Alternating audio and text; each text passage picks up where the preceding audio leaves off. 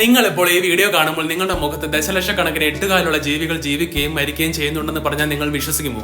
മുഖം എത്ര സോപ്പിട്ട് കഴിക്കാനും ഇവയെ മാറ്റാൻ കഴിയില്ല. എന്താണ് ഇതിന് പിന്നിൽ വിചിത്രമായ ലോജിക്? ഇതിനെ നമുക്ക് ഡെമോൺസ് മൈൻഡ് എക്കോസിസ്റ്റം ലോജിക് എന്ന് വിളിക്കാം.